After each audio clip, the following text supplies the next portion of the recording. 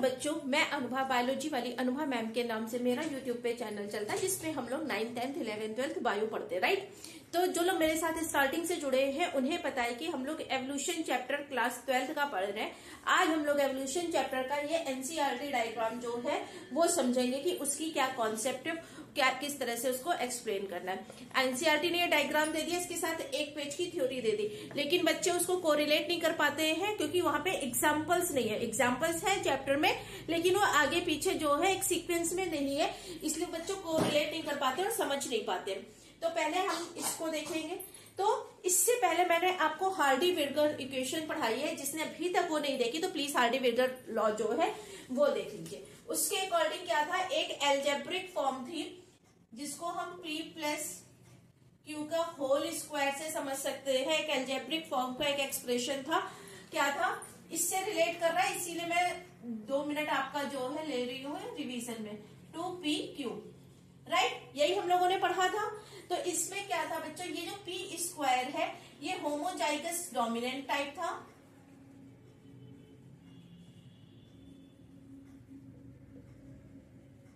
ये क्या था, होमोजाइगस रिसेसिव, और ये क्या था, हेट्रोजाइगस।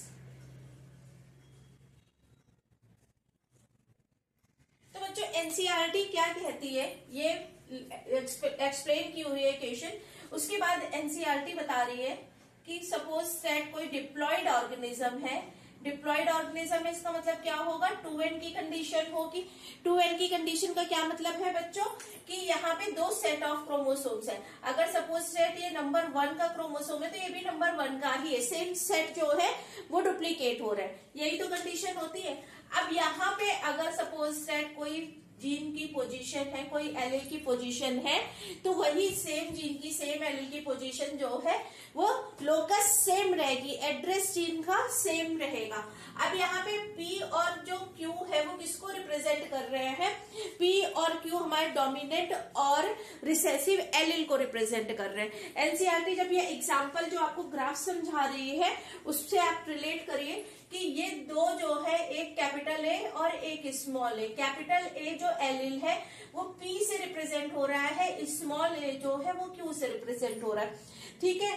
तो ए और ए जो है, सॉरी, ए और कैपिटल ए जो है वो किससे रिप्रेजेंट हो रहा है बेटा, P और स्मॉल Q से। तो ये 2PQ वाली कंडीशन हो गई। तो यही जो है वो जीनोटाइप पॉसिबल है, इसके अलावा और कोई पॉसिबिलिटी नहीं है।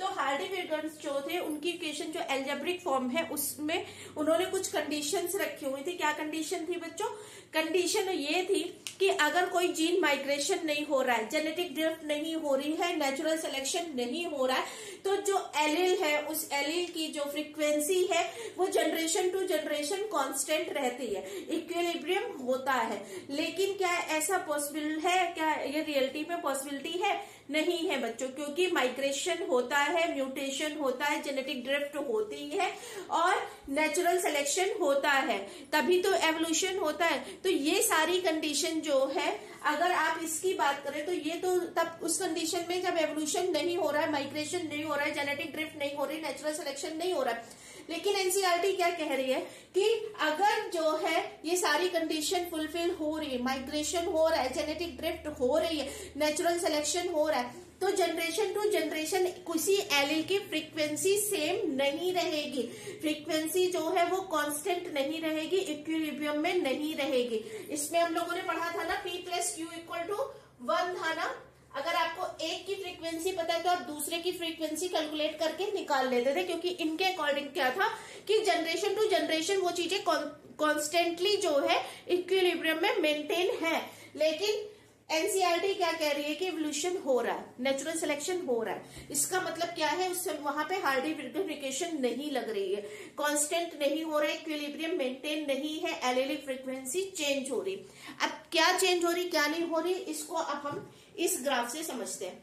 आज मैं इसकी थ्योरी नहीं लूंगी क्योंकि उस थ्योरी में एक बहुत इंपॉर्टेंट जो है वो फिनोमिना है फाउंडर्स इफेक्ट। फाउंडर्स इफेक्ट के लिए एक छोटा सा वीडियो अलग से बनाऊंगी। आज सिर्फ और सिर्फ ये डायग्राम समझिए, एनसीईआरटी का ये ग्राफ समझिए कि ये ग्राफ क्या कह रहा है। पहले एक एनसीईआरटी ने एक जो है वो ग्राफ लिया है, किस चीज का ग्राफ है, नंबर ऑफ इंडिविजुअल्स। क्या शो कर रहा है ये बेटा, ये लाइन क्या शो कर रही है, ये एक्सिस क्या शो कर रही है, नंबर ऑफ इंडिविजुअल्स, ठीक है, विद फिनोटाइप मीन्स पर्टिकुलर किसी एक फिनोटाइप का जो है वो नंबर दिया है इंडिविजुअल का कि वो ग्राफ में हम रिप्रेजेंट कर रहे हैं कि कौन सा फिनोटाइप जो है। तो ये हमने एक ग्राफ लिया है स्टैंडर्ड ग्राफ, ठीक है। इस स्टैंडर्ड ग्राफ में phenotype favoured by the natural selection. अब यहाँ पे क्या हो रहा है कि नेचुरल सिलेक्शन हो रहा है, ठीक है। तो फिनोटाइप जो फेवर कर रहे हैं नेचुरल सिलेक्शन में उसी की पीक आपको मिलेगी। अब देखिए यहाँ पे इन्होंने 3 कंडीशंस दी है, एक दी है स्टेबलाइजिंग कंडीशन, ठीक है, एक दी है डायरेक्शनल कंडीशन और एक दी हुई है डिस्ट्रक्टिव कंडीशन। 3 ग्राफ्स आपको दिए हैं, इन तीनों से क्वेश्चंस हर साल आ जाते हैं, इसलिए इन तीनों को बहुत अच्छे से कवर करिए, बहुत अच्छे से समझिए। बहुत इजी कॉन्सेप्ट है, बच्चों को समझ नहीं आती, ग्राफ स्टडी नहीं कर पाते क्योंकि वो एग्जाम्पल से कोरिलेट नहीं कर पाते। तो इस पूरे लेक्चर को आप देखिए, ठीक है। और आपको ये तीनों ग्राफ क्या कह रहे हैं कि एक क्वेश्चन भी गलत नहीं होगा आपका, अगर आपको कॉन्सेप्ट समझ में आ गई तो एक क्वेश्चन भी आप गलत नहीं करके आएंगे, चाहे नीट हो चाहे सीबीएसई हो। तो अगर देखिए नेचुरल सिलेक्शन हो रहा है, स्टैंडर्ड के बाद आपको एक जो है स्टेबलाइजिंग पीक मिल रही है। स्टेबलाइजिंग जो है वो ग्राफ है, इसमें क्या दिया हुआ है बच्चों कि peak gets higher and narrow.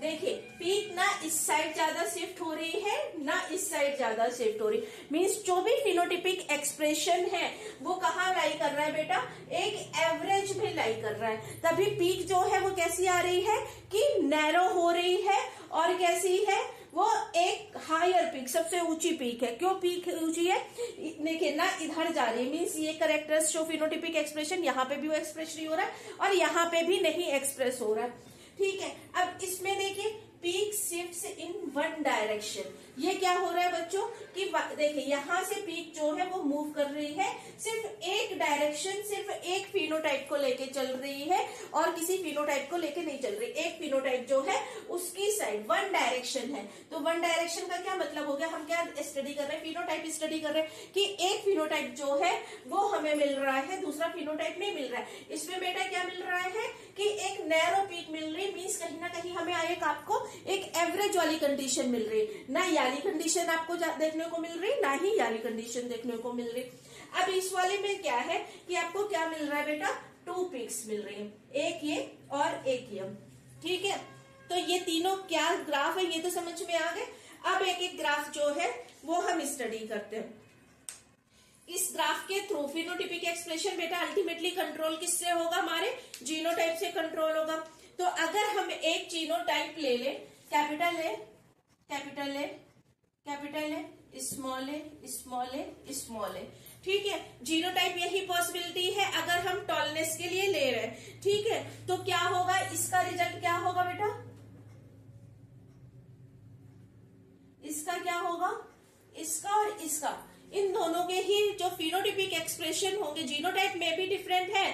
Genotypic जो है वो कैसा है बेटा, ये एक तो हमारा कैसा है होमोजाइगस है, एक हेट्रोजाइगस है। तो इस यहाँ पे आपको ये समझना है कि इसका तो कैसा है बेटा, टॉल है, इसका कैसा है, मीडियम है।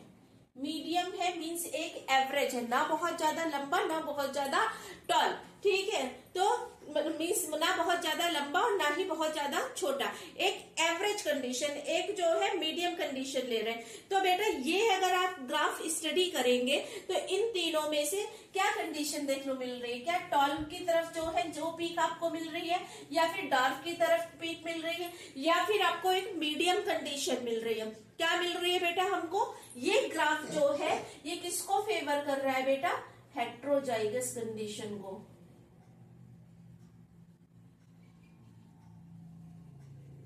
तो ये ग्राफ किसको शो कर रहा है, किसको फेवर कर रहा है, हेट्रोजाइगस कंडीशन को। अगर हमारी जीनोटाइप्स ये है तो यहाँ पे हमारा जीनोटाइप बेटा क्या किसको शो कर रहा है, एक मीडियम हाइट को।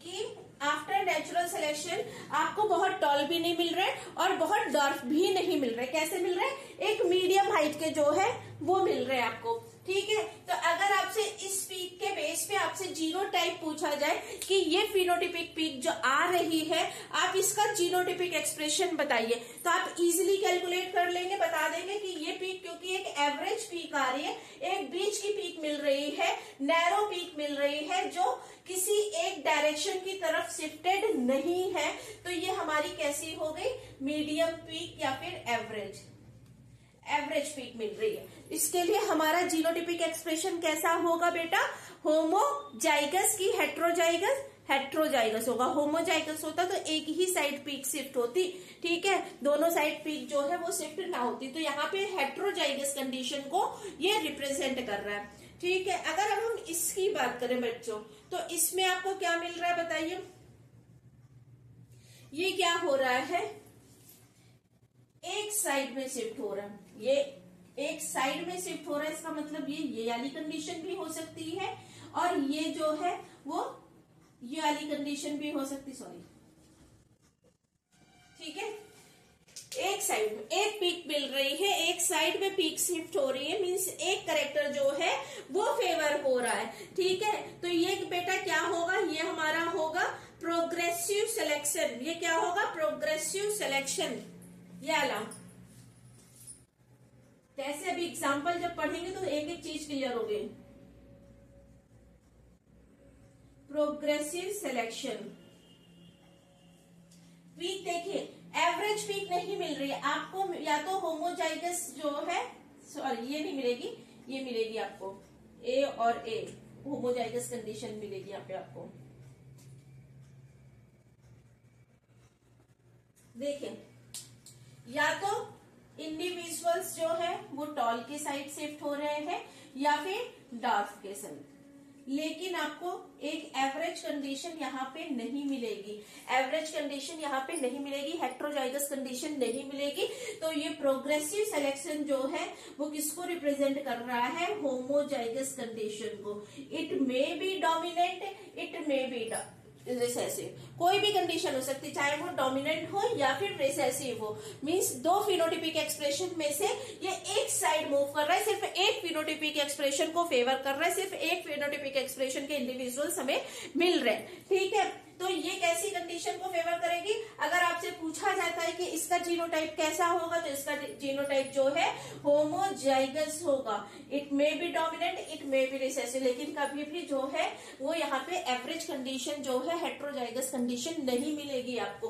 अब यहाँ देखिए डिस्ट्रप्टिव, डिस्ट्रप्टिव का मतलब क्या है, देखिए यहाँ पे आपको क्या मिल रहा है, दो पीक मिल रही है, एक याली पीक मिल रही है और एक याली पीक मिल रही है। अगर मैं आप लोगों से बोलूं it may be dominant, it may be add, लेकिन क्या आपको यहाँ पे ये मिल रही है कंडीशन, नहीं मिल रही है, तो ये किसको फेवर कर रहा है, होमोजाइगस कंडीशन को। लेकिन होमोजाइगस कंडीशन में ग्राफ दोनों साइड मूव कर रहा है, होमोजाइगस कंडीशन में बोथ डायरेक्शन मीन्स दोनों टाइप के फिनोटिपिक एक्सप्रेशन आपको पॉपुलेशन में मिलेंगे ही मिलेंगे, इसमें दोनों टाइप के मिलेंगे, बोथ डायरेक्शन में वो है। तो इसका फिनोटिपिक एक्सप्रेशन, अगर आप डिस्ट्रप्टिव का फिनोटिपिक एक्सप्रेशन पॉपुलेशन में देखेंगे बेटा, तो इसमें आपको कितने टाइप के टोटल जो है फिनोटिपिक एक्सप्रेशन मिलेंगे, 2 टाइप के। इसका अगर आप फिनोटिपिक एक्सप्रेशन देखेंगे, इसमें आपको सिंगल एक फिनोटिपिक एक्सप्रेशन मिलेगा, 1।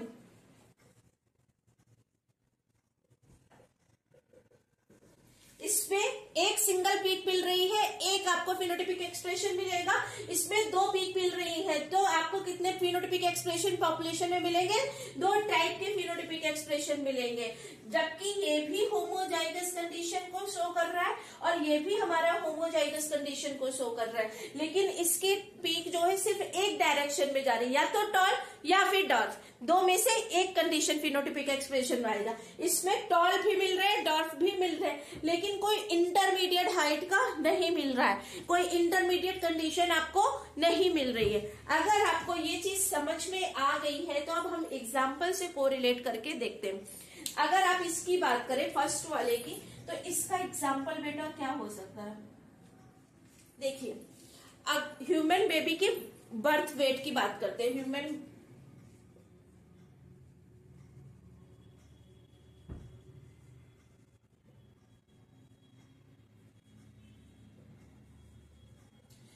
अगर बहुत ज्यादा वेट होगा बेबी का तो भी जो है कॉम्प्लिकेशन होंगे, उसका भी सर्वाइवल जो है वो मुश्किल है।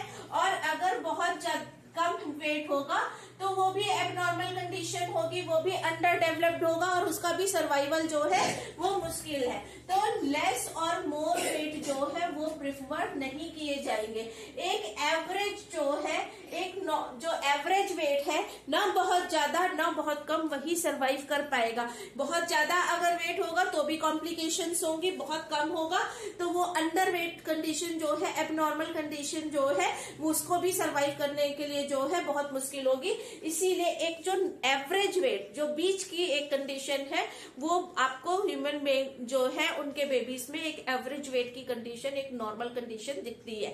ठीक है, आप पॉपुलेशन की बात हो रही है, यहाँ पे सारी स्टडी पॉपुलेशन पे है, इसी को आप को रिलेट कर सकते हैं। अगर कोई सपोज दैट कोई जो है वो बर्ड है, ठीक है, यहाँ पे सेकंड एग्जांपल, एक तो ह्यूमन बेबी का हो गया, एक सेकंड एग्जांपल जो है वो बर्ड है, जो क्या देती है बेटा, एग देती है। अगर ये बहुत कम एग देगी या फिर बहुत ज्यादा देगी, दोनों कंडीशन में सर्वाइवल नहीं है। अगर बहुत कम देगी तो वो भी इन्वायरमेंटल कंडीशन में मे बी जो है उसकी प्रोजेनी आगे जो है वो एक नॉर्मल प्रोजेनी जो है वो ना डेवलप कर पाए, क्योंकि इतने सारे जो है वो स्ट्रगल्स को फेस करके जो है नेचुरल सिलेक्शन के बाद वो आगे मूव ना कर पाए। और अगर बहुत ज्यादा जो है एग देगी तो उसके लिए फूड की रिक्वायरमेंट, उसके लिए कंपटीशन जनरेट होगा, तो वो भी सर्वाइव नहीं कर पाएंगे। तो अगर आप, इससे मैं आपको बताऊं कि अगर सपोज दैट कोई जो है वो 2, 4 या फिर 8, 2, 4 और 8 एग अगर जो है कोई लेइंग बर्ड है, तो 4 वाली कंडीशन जो है वो मोस्ट प्रेफरेबल होगी नेचुरल सिलेक्शन में। 2 जो है वो हो सकता है किसी इन्वायरमेंटल कंडीशन, किसी नेचुरल डिजास्टर की वजह से वो ना रहे, तो नेक्स्ट जनरेशन उसकी जो है वो क्या हो जाएगी, डिस्ट्रॉय हो जाएगी। इसमें क्या हो सकता है, कंपटीशन जनरेट हो जाए फूड के लिए जो है।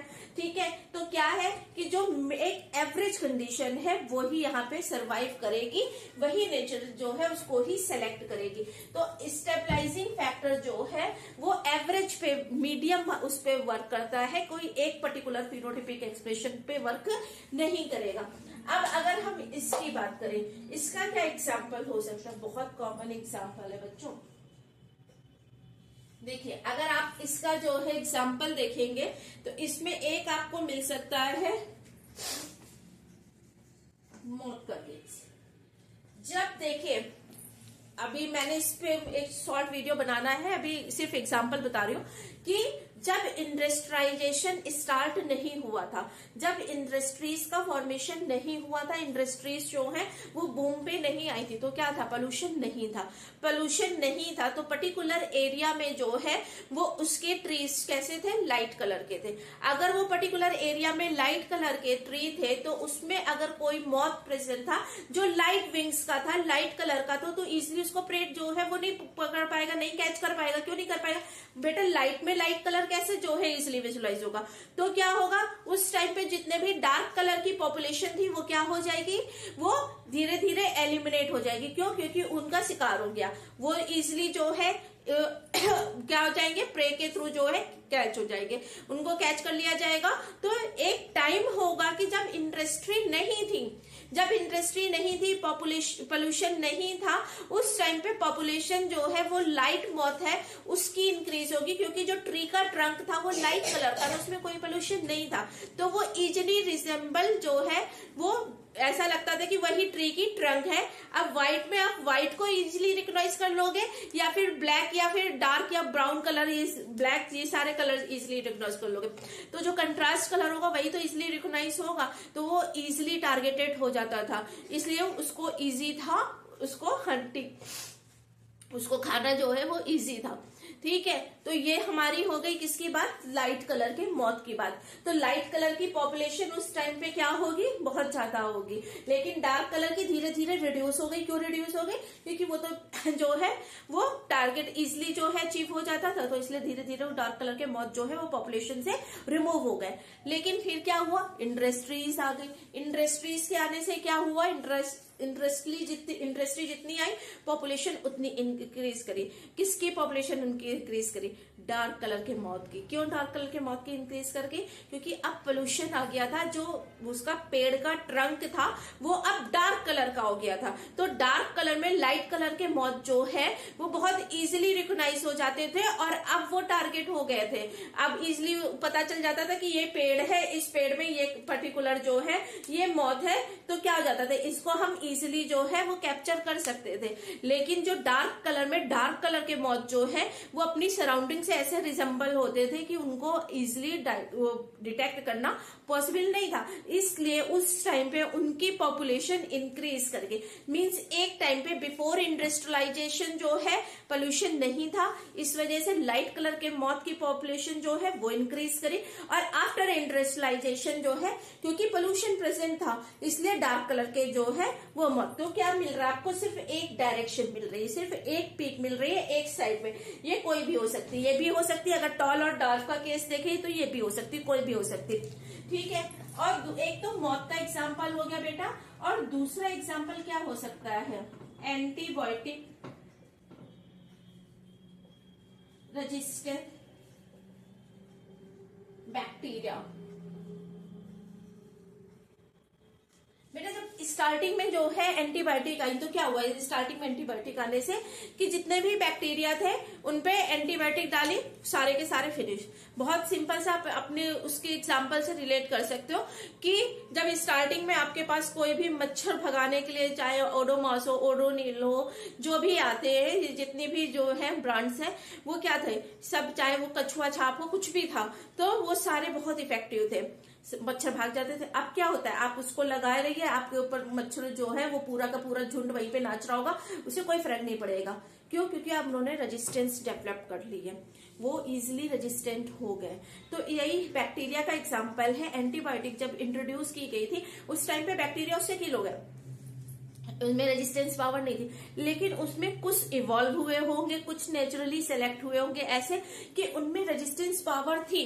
तो एंटीबायोटिक आने के बाद भी जो है, जब एंटीबायोटिक स्टार्ट की गई उस टाइम पे जो है उनमें से कुछ, सारे नहीं, कुछ जो है एंटीबायोटिक रेजिस्टेंस थे, लेकिन वो कुछ जो है अब एंटीबायोटिक आने के बाद जो नॉर्मल वाले बैक्टीरिया थे वो क्या हो गया, वो तो किल हो गए एंटीबायोटिक से, लेकिन जो रेजिस्टेंस जिनमें प्रेजेंट थी एक टाइम के बाद सिर्फ उनकी पॉपुलेशन बची, क्योंकि वो तो एंटीबायोटिक्स के रेजिस्टेंस थे, उनकी पॉपुलेशन इंक्रीज कर गई। तो आपको पीक कहाँ मिलेगी? सिर्फ एक डायरेक्शन में मिलेगी। ठीक है, तो ये दो example, before industrialization and after industrialization जो है मौत का, और एंटीबायोटिक रेजिस्टेंस बैक्टीरिया का जो है, आप किससे कोरिलेट कर सकते हो बेटा? इस पीक से जो वन डायरेक्शन में शिफ्ट हो रही है, जो प्रोग्रेसिव सिलेक्शन को दिखा रहा है। ठीक है, इसमें एक फिनोटिपिक मिलेगा, जो पॉपुलेशन होगी वो एक फिनोटिपिक पे वो लाई करेगी। अब इस वाले केस में क्या होगा, इसका क्या एग्जाम्पल हो सकता है बच्चों? डार्विन की फिंचेस नाम सुना होगा, पढ़ाया है मैंने आप लोगों को। तो जो डार्विन की यहाँ पे इसका डार्विन फिंचेस, जो जहां पे जो है आइसलैंड में डार्विन गए थे, वहां पे डिफरेंट डिफरेंट बीक्स जो है वो प्रेजेंट थी। किसकी बीक्स प्रेजेंट थी? एक आप फिंचेस समझ लीजिए कि कोई बर्ड है, बर्ड की बहुत सारी वेराइटीज है, तो उनकी चोंच अलग अलग तरीके की थी। अब डिफरेंट सीड्स वहां पे थे, डिफरेंट सीड्स और साइज थे, तो जिनकी जो चोंच थी वो बहुत लंबी थी, वो क्या कर सकते थे, वो बहुत हार्ड जो सीड्स थे उनको इजिली जो है वो ले सकते थे, तो वो तो डेवलप कर गए। ठीक है, और जिनकी चोंच बहुत छोटी थी, वो सॉफ्ट जो थे, बहुत छोटे छोटे पार्टिकल्स थे, उनको इजिली जो है वो खा सकते थे, तो वो भी डेवलप कर गए। लेकिन जो बीच की चोंच के थे, मीन्स ना बहुत चोंच जिनकी लंबी थी और ना जिनकी चोंच बहुत छोटी थी, वो नहीं सरवाइव कर पाए। क्यों? क्योंकि वो बहुत हार्ड भी जो है उनको उसको इनटेक नहीं कर सकते थे, उनकी चोंच जो है उसको नहीं पकड़ सकती थी, नहीं खा सकते। और जो बहुत ज्यादा सॉफ्ट थे, बहुत छोटे थे, वो भी नहीं कर सकते थे, क्योंकि उनकी चोंच बड़ी थी और वो उसको जो है वो तोड़ के नहीं खा पा रहे थे। तो क्या मिले हमें, सिर्फ 2 टाइप की पीक जो है वो मिली। मीन्स 2 टाइप की पीक जो है वो मिली, 2 टाइप की चोंच जो है वो मिली, जो बहुत लंबी हार्ड उसको सीड्स को खा रही थी, डिपेंडेंट थी, या बहुत छोटी जो सॉफ्ट उसके थी। लेकिन बीच वाली जो चोंच वाले थे वो धीरे धीरे पॉपुलेशन से एलिमिनेट होते चले गए। इस तरह से आपको 2 पीक मिलेगी, 2 टाइप की चोंच वाले बर्ड्स जो है, फिंचेस जो है वो मिलेंगी। लेकिन जो मीडियम साइज की एवरेज थी वो पॉपुलेशन से धीरे धीरे गायब हो गई। तो आई होप कि आपको ये पूरा डायग्राम जो है वो पूरे ग्राफ, क्या कॉन्सेप्ट है इस ग्राफ की, क्या कहना चाह रहे हैं और कैसे रिलेट कर सकते हैं एग्जाम्पल में, अगर ये आता है तो आपको फुल मार्क्स सिक्योर करेंगे ही करेंगे। Best of luck, thank you, have a nice day. Please like, share and subscribe my channel.